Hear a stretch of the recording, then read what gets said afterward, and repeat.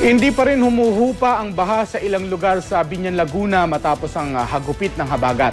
Sa kuha ni Yus Cooper Romy Motoya, hanggang dibdib pa rin ang tubig sa kanilang lugar. Mistulang ghost town na rin ang lugar dahil nagsialisa na mga residente dahil sa baha na yan. Kwento niya, ganito rin kataas ang baha sa lugar ng manalasa ang bagyong Ondoy noong 2009. Samantala, ibinahagi naman ni Yus Cooper Jonathan Cruz ang larawan na yan ng isang pulis na tinutulungan makatawid ang kanyang kapatid mula sa rumaragasang baha sa San Fernando, Pampanga po yan. Saludo raw ang Yus Cooper natin sa mga otoridad na kayang isakripisyo ang buhay para makatulong. Sa ngayon ay tumigil na raw ang mga pag-ulan sa kanilang lugar pero may ilang bahagi pa rin ang lubog sa baha. Samantala, isang pagguho naman ang naganap kahapon sa Silangan, San Mateo, Rizal. Kuha po yan ni Yus Cooper Anthony Pulangco.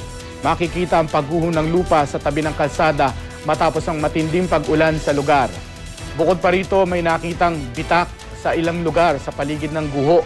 Kaya naman nangangamba sila na magkaroon ng malaking landslide sa lugar.